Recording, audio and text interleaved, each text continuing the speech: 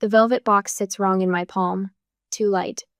I know before I open it, but my fingers move anyway, lifting the lid with the familiar creak that should reveal Marcus's family ring catching the dawn light. Instead, blank velvet stares back at me. My heart pounds against my ribs, the ring vanished, gone. 4 generations of Marcus's family legacy. The 1.8-carat diamond his great-grandmother carried across an ocean. The gold band we spent hours designing together disappeared from my nightstand drawer. No, no, no. The words spill out as I dump the drawer's contents onto my bed. Scattered papers, old greeting cards, the dried rose from our first date. But no ring. I drop to my knees, scanning under the bed, behind the nightstand, inside every drawer. The space spins around me, morning light turning harsh and alien. My hands shake as I pull open my closet, ransacking shoeboxes and jewelry cases. The ring has never left that velvet box, except for the day Marcus slipped it on my finger. Even after we lost him, I kept it safe, protected, sacred. Footsteps in the hallway freeze me in place. The delicate clink of china downstairs signals morning tea service. Mother follows the same routine every day, Earl Grey at precisely 7:15. The familiar sound slots something cold and certain into place inside my chest. I find her in the breakfast room, perched at the head of the table like a queen holding court. Sunlight streams through tall windows, turning her silver hair into a crown. Mother. My voice comes out steadier than I feel. Where's the ring? She lifts her cup with perfectly manicured fingers, takes a measured sip. Good morning to you too, Clara. The ring, Mother, Marcus's family ring. It's gone. Another sip. Another pause designed to put me in my place. We sold it. The words hit like a physical blow. You what? Morgan needed funds for her wellness retreat in Sedona. She sets down her cup with a gentle click. It was gathering dust in that box. At least now it's serving a purpose.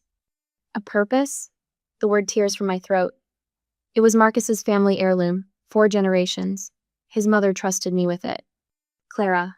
My father's voice cuts in from the doorway. I turn to find him in his usual pressed shirt and slacks, Wall Street Journal tucked under his arm. You've been wearing grief-like armor for 2 years. It's time to move forward. Move forward? I press my hands flat against the table to keep them from shaking. By stealing my ring? Don't be dramatic. Mother's voice carries that familiar note of dismissal. The house and its contents belong to your father and me, including that ring. The ring was appraised at $62,000. The number drops between us like a stone. You sold a $62,000 family heirloom so Morgan could do yoga in Sedona? Your sister's working on herself. Father settles into his chair, shaking out his newspaper. She's choosing joy. Maybe you should try it. Memory floods me Marcus down on one knee in our favorite bookstore, both of us laughing because he kept fumbling the box. His mother's tears when she pressed the heirloom into my hands. It's yours now, not just as a ring, but as part of our family. The way Marcus kissed me in the garden afterward, whispering about our future home, our shared dreams, the life we'd build. 3 weeks later, his heart stopped during a morning run. Just stopped. No warning, no goodbye, no chance to tell him one last time how much I loved him. I've spent 2 years carefully preserving every memory, every piece of the future we planned. The ring stayed in its velvet box, not because I couldn't move forward, but because moving forward didn't mean leaving him behind. I have the documentation. My voice sounds distant in my ears. The ring's registration, the appraisal, Marcus's mother's letter transferring ownership. It's legally mine. Mother's cup pauses halfway to her lips. Something flickers in her eyes, not guilt, but calculation. Actually, Father folds his paper with deliberate precision. You might want to check your room when you go back upstairs. There's an envelope you should read. I climb the stairs slowly, each step heavy with certainty about what I'll find. The cream-colored envelope lies centered on my pillow like a judge's verdict. Inside, a single sheet of expensive paper declares all household assets the sole property of Gerald and Vera Madison. My fingers find the empty velvet box in my pocket.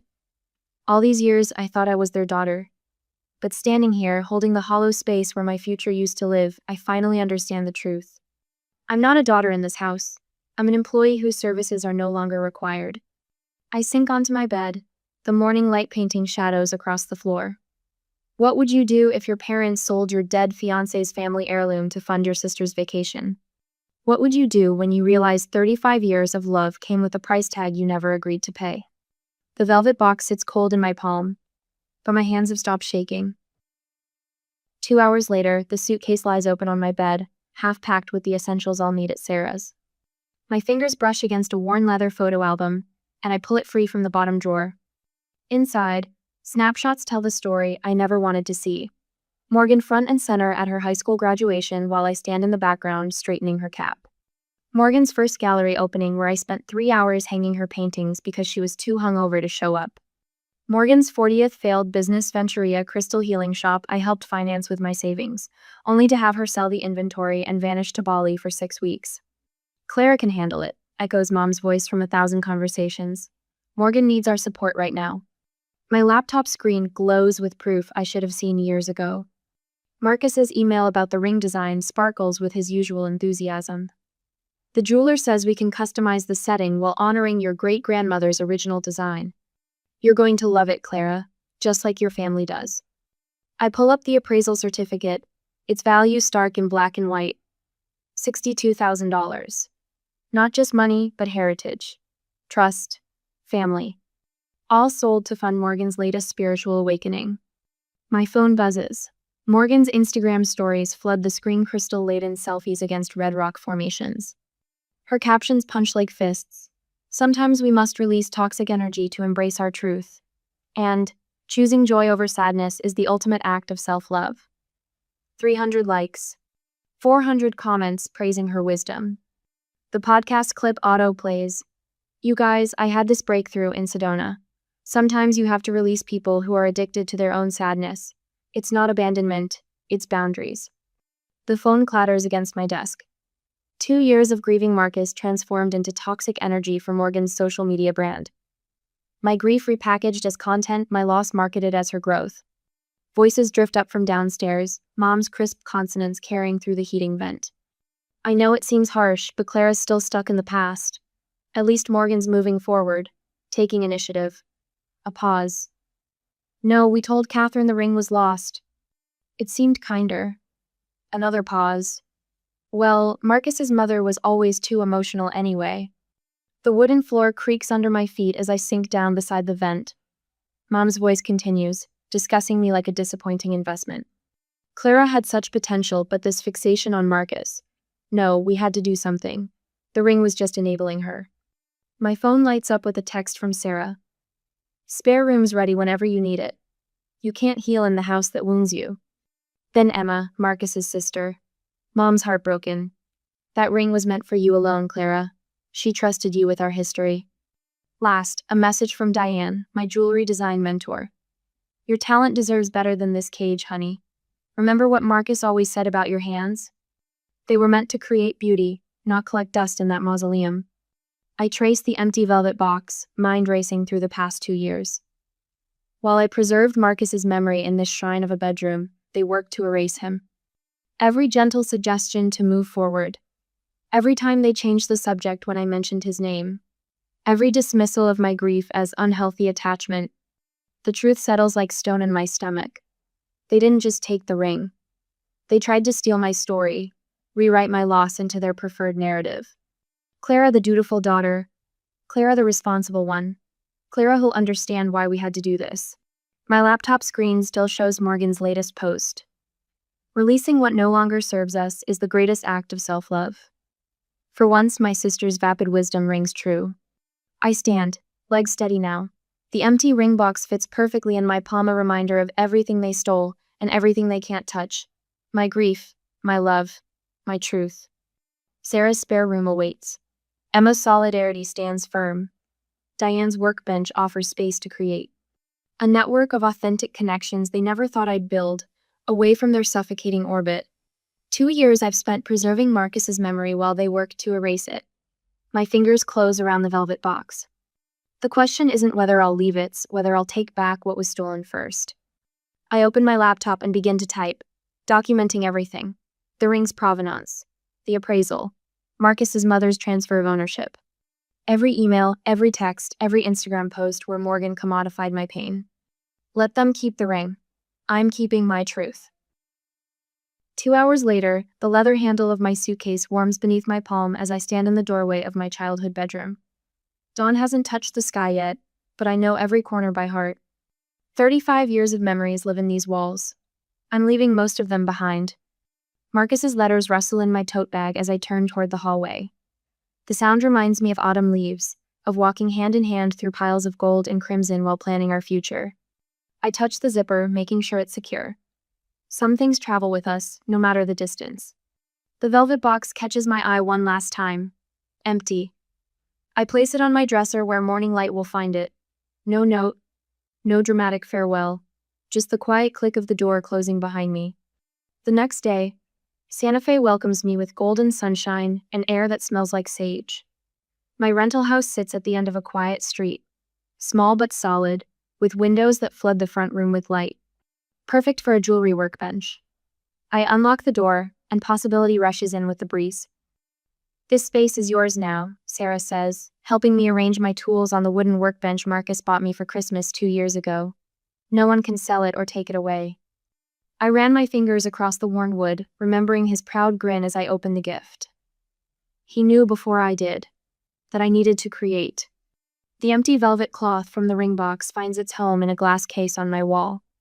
I spent an evening embroidering daisies around its edges, Marcus's favorite flower.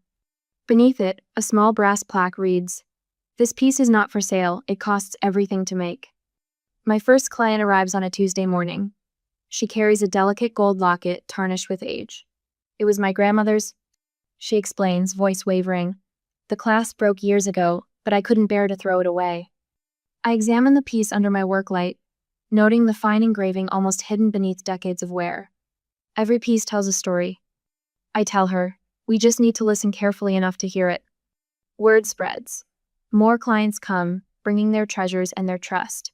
A widow with her husband's wedding ring, wanting it transformed into pendants for her daughters. A grandfather with a pocket watch that hasn't ticked in 20 years. Each piece carries memories. Each restoration brings healing, for them and for me. My phone buzzes one evening as I'm cleaning my tools. Mother's name glows on the screen. "This silent treatment is childish, Clara," her voicemail declares. "We're your family." Father's text follows.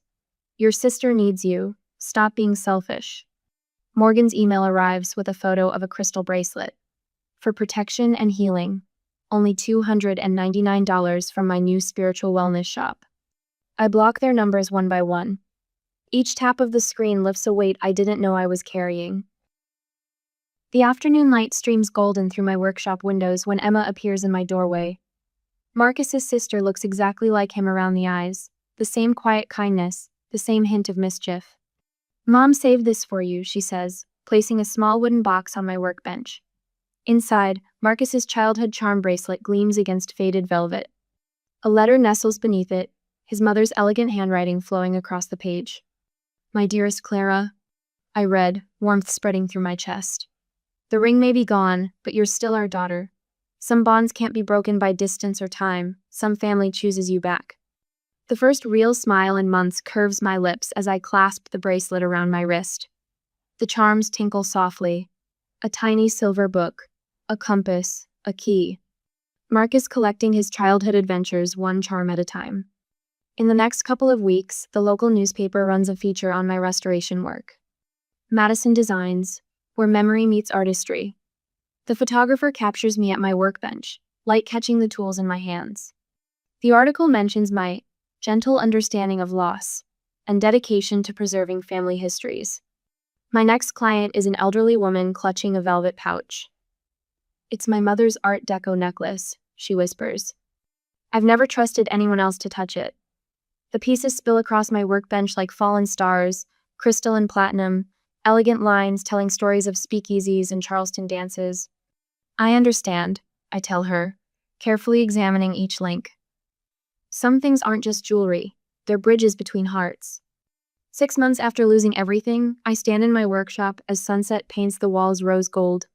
Client pieces gleam on my workbench, each one carrying stories of love and loss and hope.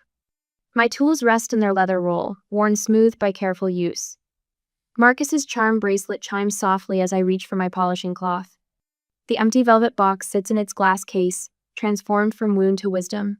Some things can't be sold, stolen, or appraised. Some treasures exist in the space between heartbeats, in the stories we choose to keep. But would my family ever understand the difference between price and worth? One Wednesday afternoon, the squeal of brakes outside my workshop window stops my hands mid-polish. A flash of red catches my eye, a Range Rover parking where my regular clients leave their sensible Subarus and well-loved Volvos. My breath catches.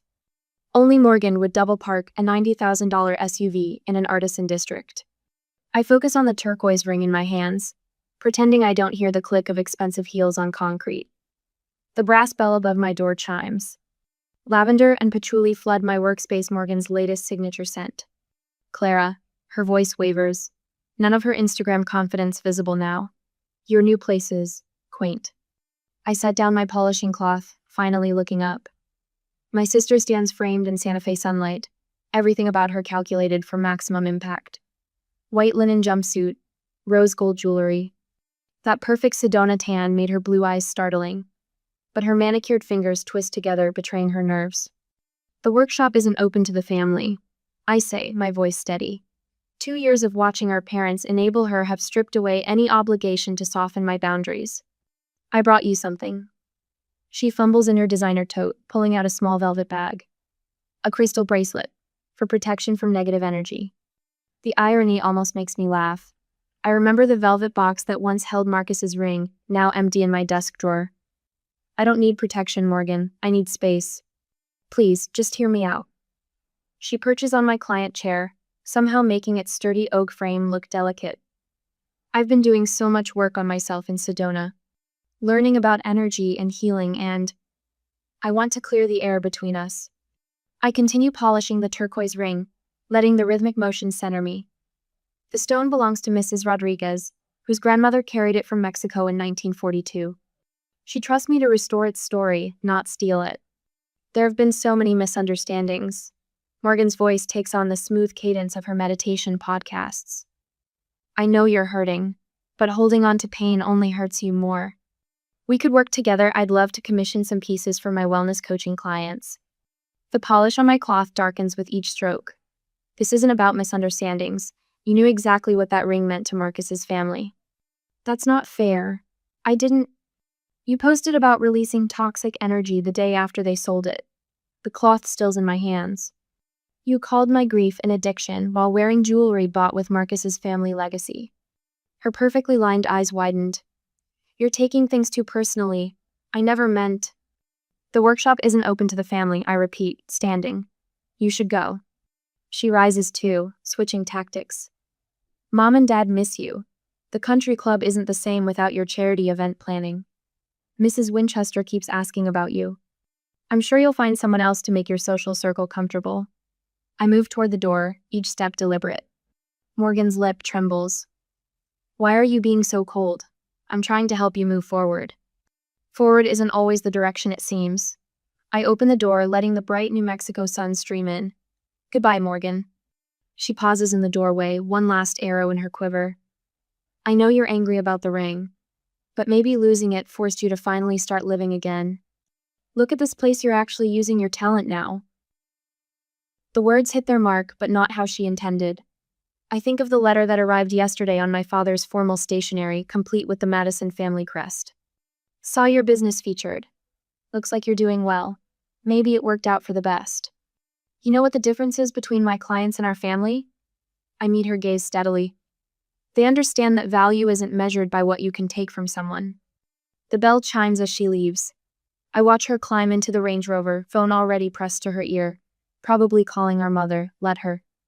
I have 3 heirloom pieces to restore before my evening class at the Artisan Collective. My phone buzzes, another voicemail from my mother. I delete it without listening, already knowing its contents. Family unity. Social obligations. The Madison name. The same manipulations that worked for 35 years, now falling on deaf ears. The autumn light streams through my workshop windows, catching the tools Marcus bought me when I first dreamed of designing jewelry. On my workbench, a small sign reads, "Every piece tells a story." Below it sits Mrs. Rodriguez's ring, its turquoise gleaming with renewed life. My hands remain steady as I return to my work. In an hour, Sarah will bring coffee and we'll finalize plans for my first gallery showing. Tonight, I'll teach 3 local artists the basics of metal restoration. Tomorrow, I'll help another family preserve their history instead of selling it. The crystal bracelet Morgan left sits unclaimed by my door, its amethyst beads catching the light. Something about their purple shine reminds me of the way our mother's silver hair glowed that morning in the breakfast room, when she announced she'd sold Marcus's ring. "It was gathering dust," she'd said. "At least now it's serving a purpose." I pick up the bracelet, feeling its weight. Such a pretty thing, meant to protect against negative energy. But Morgan never understood sometimes the most negative energy comes wrapped in crystal and good intentions, in designer clothes and family crests, in morning tea served at precisely 7:15. I place the bracelet in a small box, address it to our parents' house, and set it by the door for tomorrow's mail pickup. Let them keep their crystals and their country clubs, their social circles and their circular logic. I've built something real here, something true. Every piece in my workshop tells an honest story. But when your family's currency is lies, how do you price the cost of truth? But in the next 6 months, I will keep my freedom and my peace only for myself. 6 months later, the invitation sits pristine on my workbench, letterpress words stark against cream paper. Clara Madison Designs, Exhibition of Contemporary Heirloom Art. My fingers trace the embossed phoenix rising from flames, catching on the rough edges where silver leaf meets paper. A notification chimes on my phone. Morgan's latest Instagram post fills the screen. "So proud of my sister finding her way through grief. Can't wait to support her big night." The caption floats beneath a photo of her in warrior pose against red Sedona cliffs, wearing the ring she pretends she never stole. I switch off my phone and return to the memorial piece taking shape under my hands. The silver band spirals up like a flame, holding space where a diamond should be. Marcus's mother approved the design last week, her eyes bright with tears when I showed her the sketches. "He would have loved this, Clara, the way you've transformed loss into light." The gallery windows catch the afternoon sun, turning my workbench into an altar of gleaming tools.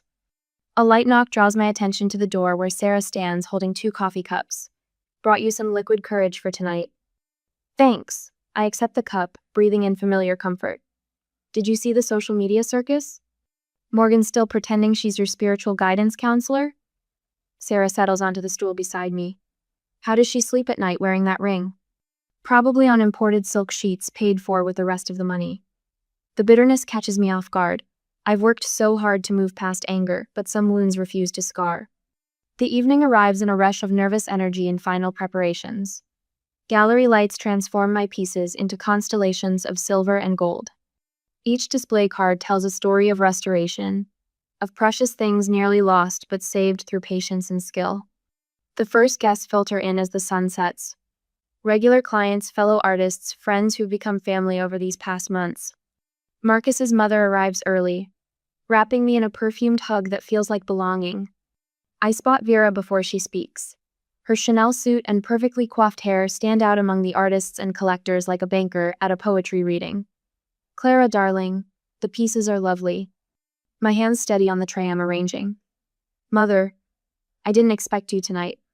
"Of course I'd come. We always knew you'd find your way back to jewelry." Her voice carries across the gallery like she's accepting credit for a student's performance. "Though you might have mentioned the opening to your family directly instead of letting us hear through the club grapevine." The crowd shifts, sensing tension. I meet her gaze across the display case of restored Victorian lockets. "Like you mentioned selling Marcus's ring?" Silence spreads through the gallery like spilled wine. Vera's smile hardens. "Really, Clara? Still dwelling on that? It was just a ring." "Just a ring?" The words emerge softer than I expect. "It was 4 generations of Marcus's family history. It was his great-grandmother's passage to America. It was his mother's trust in me. It was my future." "You're being dramatic," but her voice wavers. Morgan needed another vacation." I lift the memorial piece from its velvet cushion. "This is what I created from what you stole. Look at it, Mother. Really look. Empty space where love should be, held by hands that wouldn't let go." "You're destroying our family over jewelry." The words burst from her like birds from a cage. "No," I set the piece back in its case with steady hands. "I'm rebuilding my life after you destroyed my trust. There's a difference." Movement at the door draws attention. Father's Wall Street silhouette fills the frame, his expression thunderous. Clara, that's enough. We supported you for 35 years. Supported? A laugh bubbles up, surprising in its lightness. Let's talk about support. Every time Morgan crashed a car, maxed a credit card, dropped out of another program, who cleaned up the mess? Who kept the family image polished while you enabled her chaos? Who played the perfect daughter so you could pretend everything was fine? We gave you everything. His voice carries that familiar note of financial authority. You gave me things, but Marcus gave me the truth. His family gave me love without price tags. I turn to where his mother stands. Emily, would you help me with the final piece? She steps forward, silver hair catching gallery light. Together we lift the black velvet drape from the central display. The Phoenix collection gleams beneath crystal. 12 pieces transforming loss into flight. At the center, a silver ring holds an empty space shaped like a flame. Some things can't be stolen, I tell the silent crowd. They can only be transformed. Every piece here tells that story, how broken trust becomes boundaries, how grief becomes growth, how loss teaches us what's truly precious. My parents stand frozen, their reflections fractured in the glass cases that hold my truth. The calculations in their eyes don't add up anymore. They can't repossess what they never owned. Sarah appears at my elbow with a champagne tray. The gallery fills with murmured conversations and crystal chimes. My parents retreat without another word, leaving only the scent of Vera's perfume and the weight of 3 decades of unspoken truths. Emily squeezes my hand. Marcus would be so proud of you, dear. Not just for the art, for finding your worth. I look around at the faces of my chosen family, at the pieces that tell stories of restoration and resilience. The empty velvet box that once held my engagement ring now displays business cards on my workbench. Its hollowness transformed into possibility. Revenge isn't about getting even, it's about getting free. But would my family ever understand that their daughter's worth was never theirs to appraise? The gallery lights catch in the silver flame of the memorial ring. Some questions don't need answers. Some prices buy freedom instead of things. I lift my champagne glass to the future I've built from the pieces they left behind. A month after the exhibition, sunlight pours through the storefront windows of my workshop, catching the facets of 100 restored pieces. Each one tells a story of loss, transformed into something new. A Victorian locket missing its chain now hangs from braided silver. A chipped cameo finds fresh life in a modern setting. And there, centered on my workbench, sits the velvet box that once held Marcus's ring, now a simple card holder displaying my business name in elegant script. Aunt Clara! 2 small voices echo through the space as Emma's daughters burst through the door, their mother following with an indulgent smile. Can we make something sparkly today? Let's see what treasures we can create. I pull out their practice trays, remembering how Marcus used to arrange my tools just so. The girls settle at their stations, serious as surgeons, while Emma perches on a nearby stool. Morgan's latest wellness podcast isn't doing so well, she mentions, keeping her voice low. Something about toxic family systems and choosing joy. The irony would be funny if it wasn't so sad. I focus on showing Sophie how to properly hold her jeweler's loop. Some lessons cost more than others. The words come easily now, without the old sting. A cream envelope sits unopened on my desk, Vera's lawyer's return address precise and threatening. Would you consider mediation? The paper might as well be tissue for all its weight in my life. Gerald's silence speaks volumes more than any legal document. The bell above the door chimes. Mrs. Patterson enters, clutching a velvet pouch. Her fingers tremble as she places it on my workbench. My grandmother's cameo. I never thought. After the clasp broke. Let's take a look. My hands remain steady as I examine the piece. The ancient ivory shows wear but no real damage.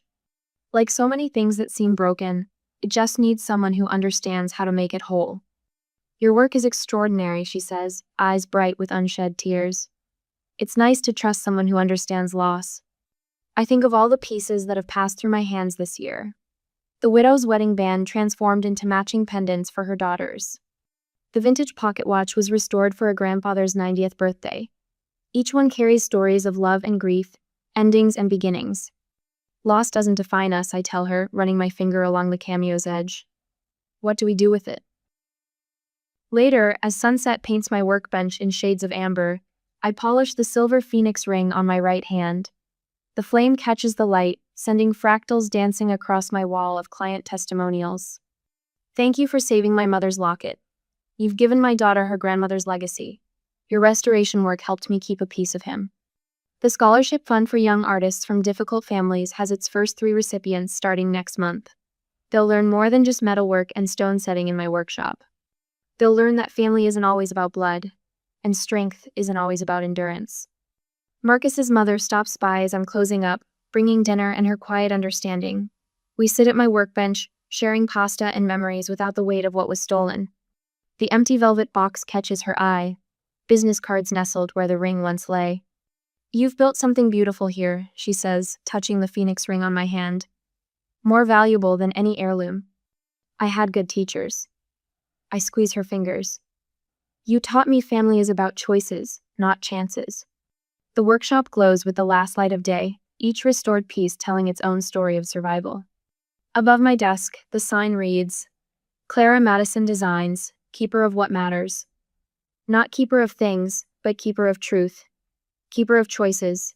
Keeper of what can't be stolen or sold. My hands move surely over the workbench, clearing away the day's tools. In the window, my reflection overlaps with the desert sunset, and I see what Marcus always saw: a woman who could build beauty from broken pieces, who could lose everything and find something more precious in the empty spaces. Tomorrow, I'll teach another workshop on heirloom restoration. I'll show my students how to rescue tarnished silver and reset loose stones. But the real lessons will be in the spaces between how to recognize your worth, how to trust your hands, how to build something lasting from loss. The velvet box sits empty on my desk, transformed from wound to wisdom. Each business card it holds represents a piece of jewelry restored, a story preserved, a truth kept safe. Some might say I lost a $62,000 ring. But standing in my workshop at sunset, surrounded by the family I chose and the legacy I built, I know the truth. Sometimes the most expensive lessons pay dividends in freedom. Sometimes an empty space holds more value than all the diamonds in the world. Sometimes you have to lose an heirloom to become one.